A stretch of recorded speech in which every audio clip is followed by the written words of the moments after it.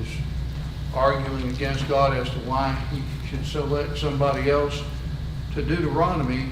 He's just speaking on the same page with God, and it's a wonderful, wonderful study. Glad to be with all of you. Our readings carry several small of the minor prophets, Joel, Amos, Obadiah, and Jonah. We're just going to hit a highlight or two, and maybe not even that much. Joel, do we know exactly when Joel lived? Does he identify any of that? Yes or no?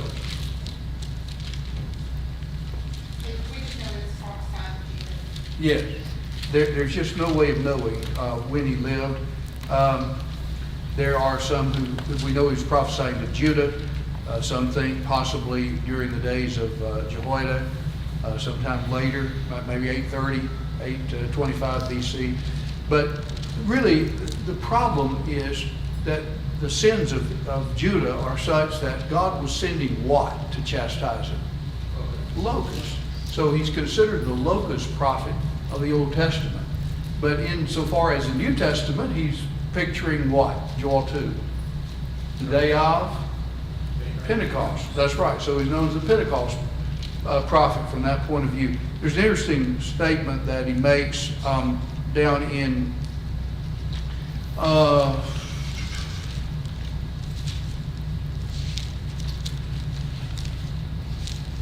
verse 12 and 13 of chapter 2.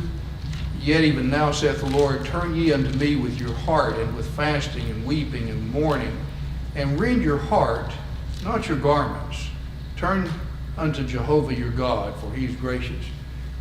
They were wanting to give outward signs of changing their hearts, but not actually doing what?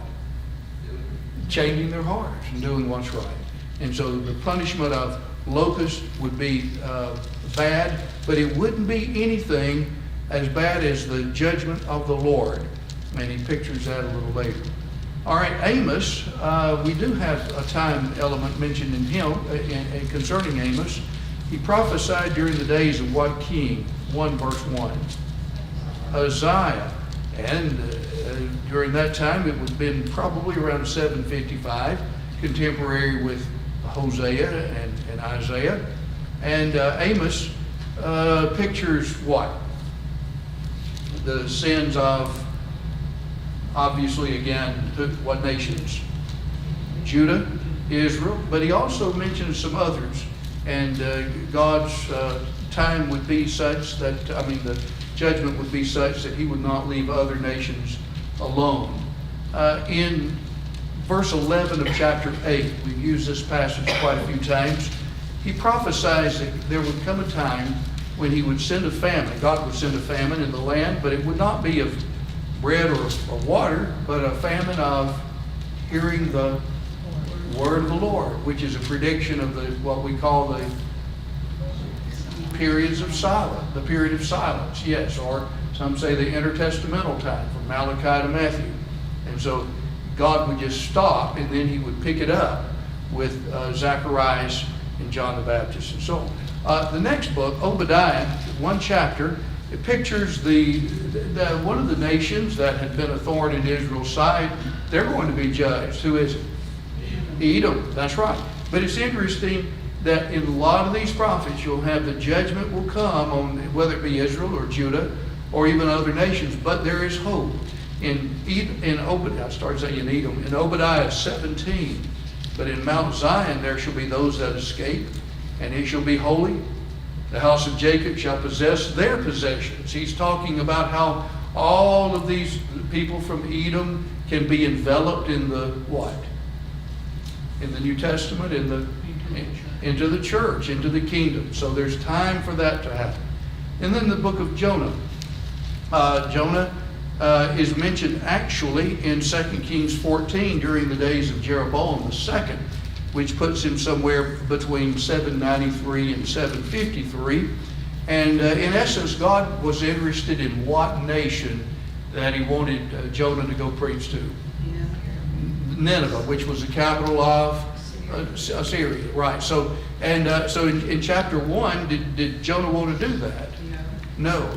And so he says, I want you to go to Nineveh, and from where he was, Nineveh is more toward the northeast, and he gets on a ship that's bound for Tarshish, which is due west toward Spain. And what happens? A storm comes, and they realize that it's because of Jonah. And what do they do to Jonah? Toss him over in chapter 2. So he's going away from God, as it's been commonly simply outlined. And then in chapter 2, he's in the what? Belly of the whale, and he comes toward God. And then in chapter 3, God tells him, I want you to go preach to, verse 2, preach unto it the preaching that I bid thee. I remember trying to put a lesson together along those lines. Preach the preaching I bid thee. Contextually what it was, that Nineveh needed to repent. And lo and behold, what happened to the Ninevites at the preaching of Jonah? That's right, they repented. And did that make Jonah happy like it should have? No. Kind of pouted about that. And then in the 4th chapter, God says, were you responsible for these people? And there are so many thousand young ones. And so it ends with Jonah understands, I'll do the bidding of God. It's interesting in the New Testament, Jonah becomes a type of whom? Jesus. As he was in the belly of the fish for 3 days and there you go, Kay. 3 days and nights, so must the Son of Man be in the heart of the earth. And Brother McGarvey had a little book, Jesus and Jonah. And he actually, of course, his point, he did so much writing in the early 1900s, 1901, 2, 3, all in there, and the late 1800s, trying to combat the liberal scholarship of Europe that was denying the Mosaic authorship of the Pentateuch and denying the fact that these prophets actually prophesied when they did. And anyway, it's a great story, great book. Okay, comment or question? Yes, ma'am. How long is it before Assyria falls from these? From the time of Jonah, not long. Okay. They repented and then not very long after that. Yes. Okay. Yeah. That they would, well, let's see, probably 70 years or 80. What was it, the battle when Syria was overtaken by Babylon? You just mean Neptune brought total their destruction was coming, is that right? Yes, yeah.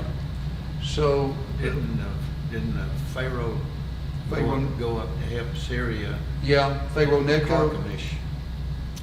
Sorry. Battle of Carchemish. I was thinking Carchemish, which was in like 60. Oh, I can't remember. Oh, I should know that offhand. The Battle of Carchemish. You guys can Google it. Kirsten, you can Google that and find an answer. That's time the Egyptians got out of Egypt until Cleopatra and Cap. Yes, Antony. Yes, that's right. Did you Google that for us? Anybody? Not that we have to know the answer, but if when you find it, just let us know. Okay. While you're doing that, we'll turn to Acts 15. What is it? 605. Did I say 605? I said I can't remember. I think it's 605 or 6. Yeah, that's right. And so then you have the fall of Nineveh. So sometimes, to answer your question, Patty, probably anywhere from 60 to 70 years. Yeah. And they repented. It's interesting that Jesus also uses Jonah. That Jonah preached to the Ninevites and they repented. And he said, a greater than Jonah is here. There in Matthew 11, I believe it is. But he compared what people were able to do with lesser prophets. And like the Queen of the South, traveled from the ends of the earth to hear the wisdom of Solomon. He said in the same context, how greater than Solomon is here. And so he pointed out that people did more with fewer helps in the Old Testament than what he was giving them in the New, and they were just rejecting that. Okay, comment, any other good point? Patty, anyone else? All right, let's go to Acts 16. We are in our study of the second journey, and let's see if we can get this going. There we go. So in the book of Acts that we've been studying, we have gone through the first 12 chapters that deal with primarily the work in Jerusalem. The gospel began there. And then at the death of Stephen, what happened to most of the disciples? They scattered, that's right. And we have Philip going up to the city of Samaria. We have the conversion of the Ethiopian, Saul of Tarsus, Cornelius.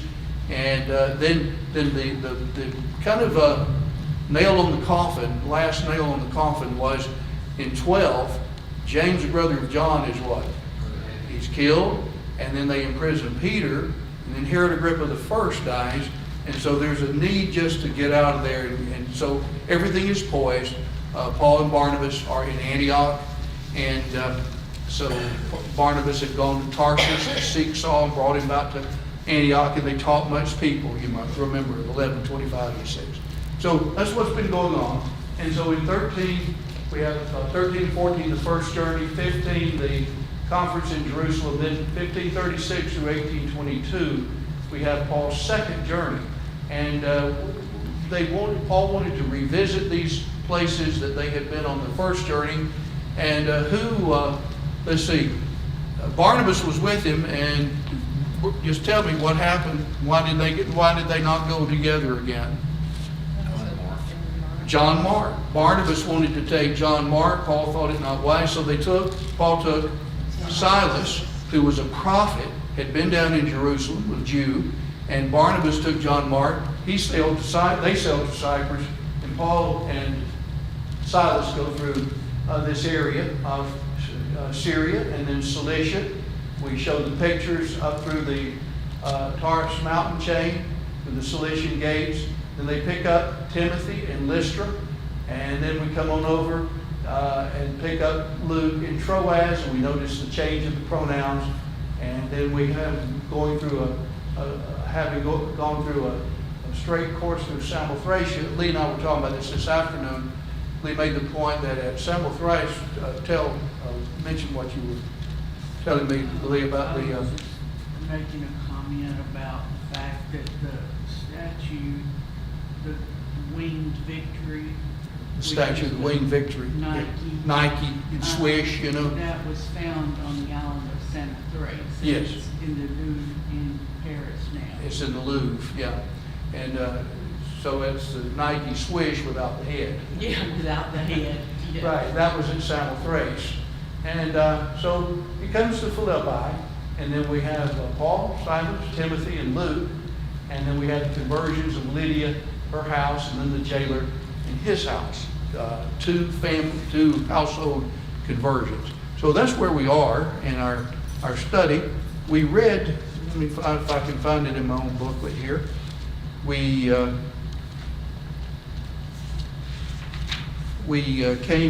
answered all of our questions down through number 12. Did we do any after that? Start at 14. Start number 14. Yeah, that sounds right. Okay.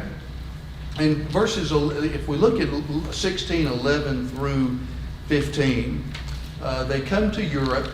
Remember in verse 11, they set sail from Troas, go through Samothrace, then Neapolis, Philippi, which is a city of Macedonia, a Roman colony. We talked about that. And then we have the conversion. Let's just reread it. Read with me, verse 14. A certain woman named Lydia, a seller of purple of the city of Thyatira, one that worshiped God, heard us, whose heart the Lord opened to give heed to the things which were spoken by Paul. And when she was baptized and her household, she besought us, saying, if ye have judged me to be faithful to the Lord, come into my house and abide there. And she constrained us. All right, number 14, the lack of statements made relative to Paul's entering a synagogue and teaching argues for the small Jewish population, as we earlier noted. However, how did Paul and company meet their first prospects? Was it mere accident, or did he purposely look for some, or what? What do you have for that? Patty, what do you have for that? Okay, the riverbank was the customary place that they gathered to pray, and that's where they met. Yeah. Okay. They went where you might find some people who, and certainly that's what they did. Whom did they find, and what did she do, and from where had she come? David, what about that? Number 15. Lydia, and she was selling purple from Thyatira. Yes, and mentioned on the next page, Thyatira was a main city and colony in the old territory known as Lydia, the kingdom of Lydia, now in the province of Asia. Isn't it interesting that did Paul and Silas want to go into Asia and the Spirit forbade them? Yes. But now here they go to Philippi and there's a woman basically from Asia who is there. The main item of business in the whole area was purple dye, and the cloth dyed with it. Thyatira was known as a source of the most superior dye of all. The dye was very expensive because only a drop of it could be secured from each shellfish. A cheaper product was made by crushing the fish. Only the rich could afford the clothes dyed with the purple. Romans trimmed their white togas with it and used it to color rugs and tapestries. Lydia was probably wealthy since she was in a business supplying only the very rich. The Waldrons had in their booklet. All right, the Lord opened Lydia's heart. What means does the Lord use to do this? For help, use these passages. Acts 26:16, and what the Lord told Paul his mission was and how it relates. Who wants to? Kirsten, what do you have for that? A under 16 there. You know? Kay, what do you have?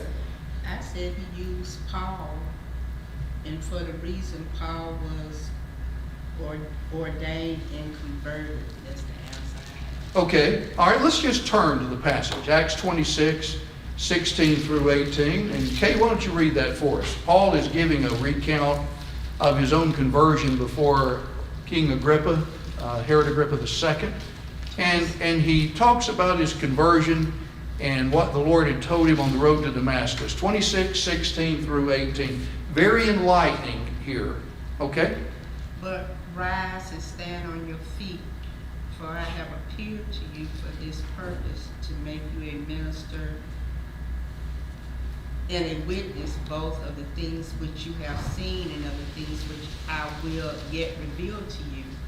I will deliver you from the Jewish people as well as from the Gentiles, to whom I now send you, to open their eyes in order to turn them from darkness to light and from the power of Satan to God, that they may receive forgiveness of sin and inheritance among those who are sanctified by faith in me. Okay, notice, thank you, Kate. Notice in verse 16, to appoint thee a minister and a witness, both of the things wherein you've seen me and the things where I'll appear. In other words, I want you to tell them you've seen me as the risen Lord, which is part of the gospel message.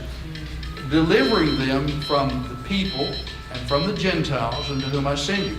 And then in verse 18, to open their eyes. How would the Lord open anybody's eyes? Not a miraculous thing, but through the what? The Word, the preaching of the Word. And in this case, it was Paul's work. To open their eyes that they may turn from darkness to light, from the power of Satan to God, receive remission of sins and inheritance. All that was done through the preaching of the Word. All right, so my question then was, with Lydia, let's go back to Acts 16. When it says that she was a worshiper of God, she heard us, whose heart the Lord opened. The Lord opened, not miraculously, but by the means of the preaching of the gospel. Yes, that's your answer. Okay, the B part, Acts 8 verse 6 and Psalm 119 verse 130, as to what the Word does. All right, go backwards. Let's just do it together again. Acts 8 verse 6. Paula, if you have that, read it for us, please. Acts 8 verse 6. And the people with one accord gave heed unto those things which Philip spake,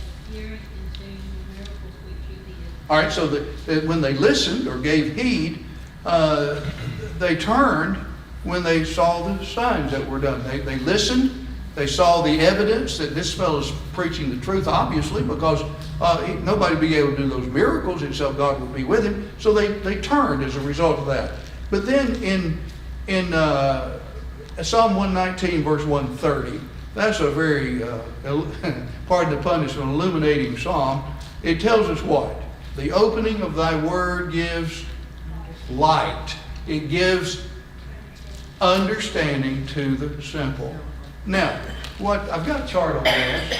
I showed you, I think Sunday, some of these pictures of the Ignatian Way and the river, Gangates or Gangites, Gangates I think it is. And Brother Waldron mentioned about the shellfish, and this is actually a picture from Madder Roots that Farrell Jenkins said. I'm not certain, it could be from both. But anyway, some examples of that. And here we go. So Paul's work, according to this passage, was to preach what he saw and heard. And that would be, when he did that, it would open their eyes that they may turn from darkness to light, from the power of Satan unto God, and receive remission of sins. Philip's work in Samaria gave heed to things when they heard and saw the signs. They believed.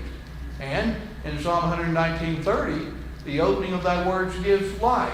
He gives understanding to the simple. So, here's our answer.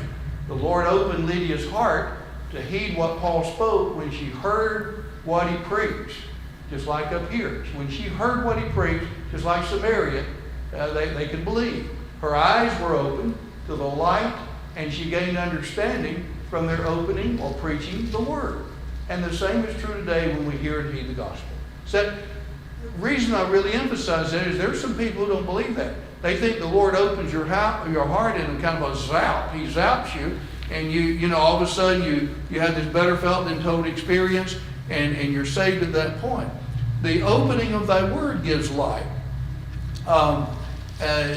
Paul's purpose in preaching was that they might open their eyes, that they might turn from darkness to light. It was through the preaching of the word. Does that make sense to everybody? I can't help, every time I go over this, I think about the lady who's dead now. She was a member of a denomination when we were down in Waycross, Georgia. And we were driving over on Sunday afternoons to help a little church in Brunswick. And she was invited by one of the ladies, and she had read her Bible some, but she just hadn't put it together. We were going through Acts.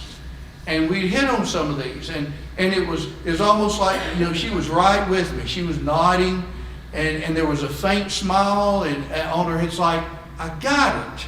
I see how, and it was like the very thing that he said to open their eyes from darkness, the opening of that word gives light, and to go from darkness to light, you can just see it, and that was it was visual with her, and that was so wonderful, and eventually baptized her. Number 17. What is said as a matter of fact that Lydia did, which is common in every case of conversion? She and her household were what? Baptized. They were baptized. Now, sometimes Methodists sometimes argue, well, you know, infant baptism, infant sprinkling. Her household was baptized. Many teach this authorizes infant baptism. Note the passages below where households were mentioned and briefly state whatever is implied in the passage or stated that would lead us to believe if infants could or could not be included. If you just look at every passage where households are mentioned and what is stated about them, I think it easily rules out infants. In Acts 16:31 through 34, we have there the case with the jailer. What did they do? They had to believe. A baby can't do that. They needed salvation. And then in verse 34, first the house, the people living in it, and so on. Chapter 10, verse 2, what did they do? They feared God. That doesn't sound like anything a baby could do. In 11:14, they were able to hear And understand words by which they could be saved. 18:8, Crispus, along with his house, believed in the Lord. They heard, believed, and were baptized. 1 Corinthians 1:16, he baptized the house of Stephanus. 1 Corinthians 16:15, the house of Stephanus were the first fruits of Achaia. And it's interesting, Paul says they set themselves to do what? Yeah, babies can't do that. And then in John 4:53, the nobleman's house, Jesus healed the nobleman's son over in Capernaum, and the nobleman himself was actually in Cana. What did the house do? They believed on Jesus, and that was a result of the healing of the nobleman's son. So they were able to weigh evidence and understand this is somebody from God. So, those are all the cases in the New Testament of households. And so it's obvious that these were old enough to be able to weigh evidence and come to a conclusion. Looked like you wanted to say something.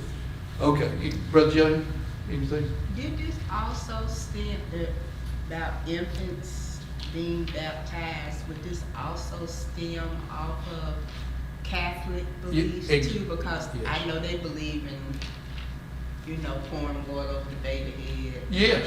And like a Christian. Yes, and that arose really a good bit later, 3rd, 4th century, when they were believing that baptism was essential, but you inherited Adam's sin, Adamic sin.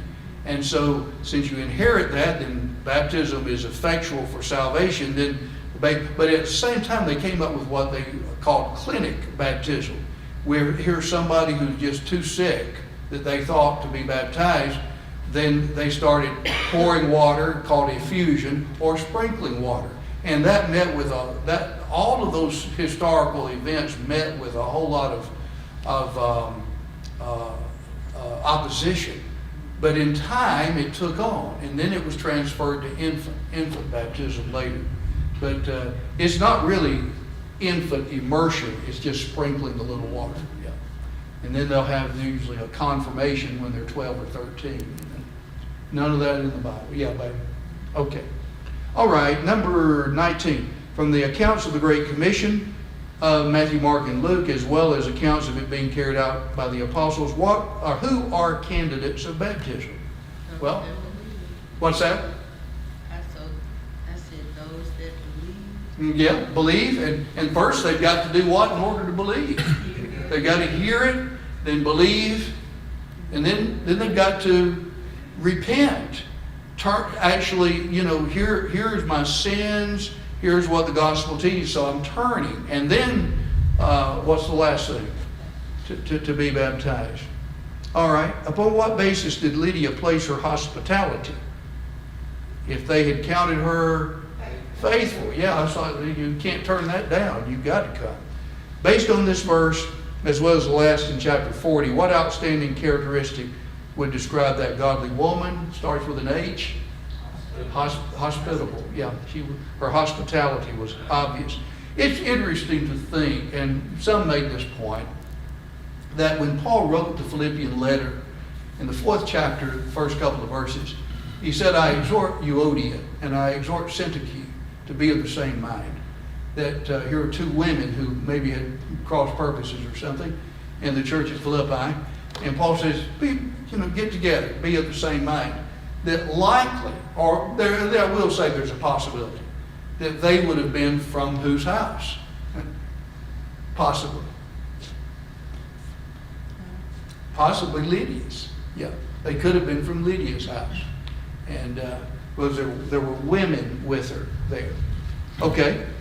All right, let's move on then. We've got a few minutes left.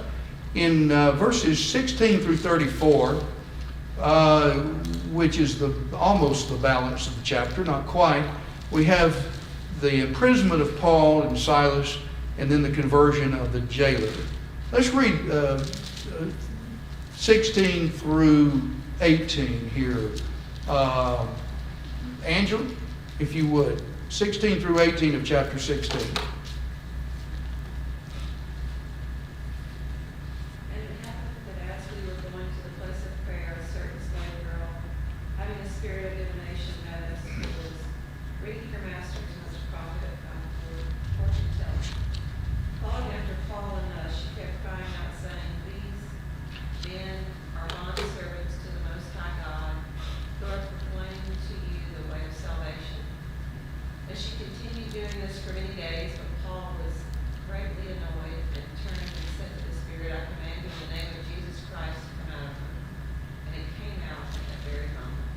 right, so here is a customary practice. They were going to the place of prayer, verse 16, where they're worshiping with the women. And this certain maid had a spirit of divination. You may have a marginal reading that says spirit of what? Yeah, divination, or do any of your translations have Python? None? Okay. That's the idea behind it. And what she's actually stating a truth, these are servants of the Most High God who proclaim to you the way of salvation. Sure. Yeah. But if Paul had said, hey, thank you very much, why don't you team up with us? Then it would be, here they are in league with this demonic possessed young lady. And she did that, it went on for a while, verse 18, many days. And so it gets under Paul's skin, we might say. He's sore troubled. And he turned and said, I charge you in the name of Christ to come out. And he did. So here's a case where, like in Mark 16, the last few verses, where Jesus said that the apostles would have power to cast out demons. And here's an example of it. And so what that does is it leads this poor girl. She was being used. This is not the first time people have been used. It's been done a lot of times. But these masters were using her. And now that this evil spirit has departed, their hope of gain is gone. Verse 19. Kirsten, why don't you read 19? Now, just read the whole conversion. 19 through 34, please. But when her owners saw that their hope of gain was gone, they seized Paul and Silas and dragged them into the marketplace before the rulers. And when they had brought them to the magistrates, they said, These men are Jews, and they are disturbing our city. They advocate customs that are not lawful for us as Romans to accept or practice. The crowd joined in attacking them, and the magistrates tore the garments off them and gave orders to beat them with rods. And when they had inflicted many blows upon them, they threw them into prison, ordering the jailer to keep them safely. Having received this order, he put them into the inner prison and fastened their feet in the stocks. About midnight, Paul and Silas were praying and singing hymns to God, and the prisoners were listening to them. And suddenly there was a great earthquake, so that the foundations of the prison were shaken. And immediately all the doors were opened, and everyone's bonds were unfastened. When the jailer woke and saw that the prison doors were open, he drew his sword and was about to kill himself, supposing that the prisoners had escaped. But Paul cried with a loud voice, Do not harm yourself, for we are all here. And the jailer called for lights and rushed in, and trembling with fear, he fell down before Paul and Silas. Then he brought them out and said, Sirs, what must I do to be saved? And they said, Believe in the Lord Jesus, and you will be saved, you and your household. And they spoke the word of the Lord to him and to all who were in his house. And he took them the same hour of the night and washed their wounds, and he was baptized at once, he and all his family. All right, thank you. All right, we'll come back to this here in a little bit. We'll say that when he said, Sir, this is one of the 3 times in the book of Acts, the question, what must I do to be saved, is asked and answered. On this occasion, here you have a Gentile. All he's been doing is seeing these fellows, and he hears them praying and singing. So he says, what must I do to be saved? Well, the first thing you got to do is believe on the Lord Jesus. Well, in order that he could believe, what did they do in verse 32? First part of 32. They spoke the word. Faith comes by hearing. So they spoke the word. Well, once belief had come, what did he do that indicated his repentance in verse 33? He washed their stripes. He washed the wounds that he had perhaps been responsible for inflicting, showing his sorrow about all of that. And then what happened? He was baptized. In each of these cases, the same story goes along. The gospel has to be preached. They hear that, and based on the hearing, faith comes. But then there's the repentance, as well as their baptism. All right, several things. We've got a few questions on this. Bottom of page 27. How did Paul and Silas find themselves in prison? Well, what had Paul done? Anybody? That's right. Cast out the spirit of divination, and her master saw that the hope of their gain was gone. What was a soothsayer, or one having a spirit of divination? Anybody? Foretelling future astrology, Yes. magic. Yes. Let's see if I've got that up here. Here it is. This is just out of W. Vine's dictionary. English of divination was Python. In Greek mythology, it was the name of the Pythian serpent and dragon dwelling in Pytho at the foot of Mount Parnassus, guarding the oracle of Delphi and slain by Apollo. Hence, the name was transferred to Apollo himself. Later, the word was applied to diviners or soothsayers regarded as inspired by Apollo.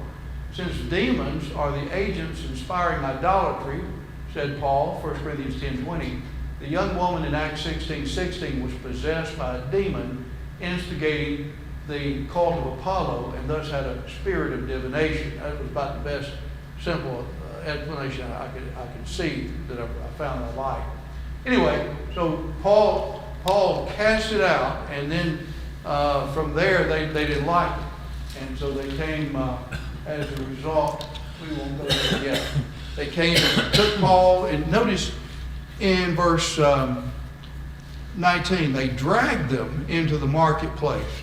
Can't you, I used to like to watch old westerns, and here's a fellow that he may be a bad guy, maybe a good guy that bad guys have, and they take him and may tie him to a horse and they just drag him. Well, that didn't feel too swift, and they dragged him into the marketplace before the rulers, and when they brought them before the magistrates, and your translation may have praetors, they said, these men are being Jews, trouble our city, and they set forth customs that are not like the Jews, that are not lawful for us to receive or observe, being Romans.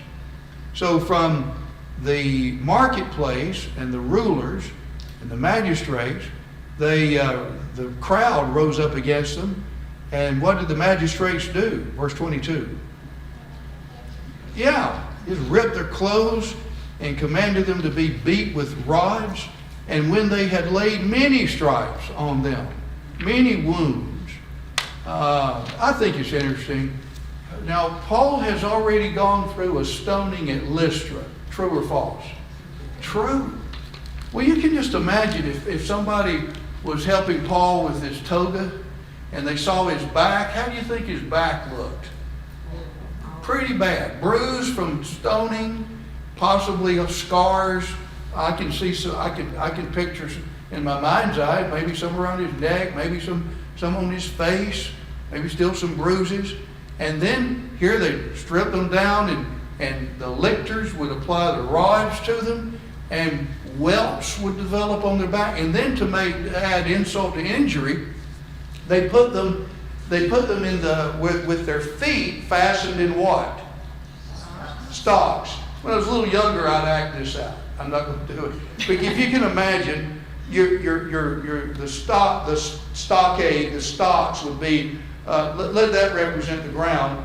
And so it's off the ground. Your feet are that. Well, then that means you've got to what? You got to lie back. Well, if you lie back, you're going to lie on what's been beaten.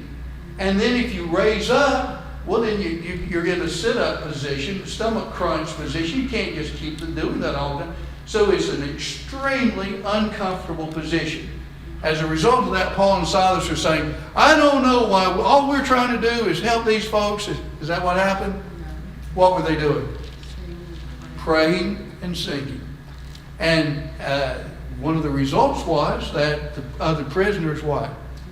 Listen. They heard them. Notice that down in verse 24. Having received such a charge, cast them into the inner prison, made their feet fastened in the stocks. But about midnight, Paul and Silas were praying and singing hymns to God. The prisoners were listening. And suddenly there was a great earthquake. The foundation of the prison house was shaken. The doors were opened. The bands were loosed. The jailer, roused out of his sleep, was ready, thinking that the prisoners were escaped, was going to do what to himself? Kill himself. And Paul said, no, don't do that. Everybody's here. We're accounted for. Well, when a prisoner would do that, and they had an opportunity to escape and didn't, that would surely arrest the attention of the jailer to think something is what? Something is different about these men. And the very fact that they'd been singing and praying during this time of having been beaten, flogged, that would be different. They were not cursing the jailer or cursing the damsel's masters who had brought them to. They weren't doing that. They were praying and singing.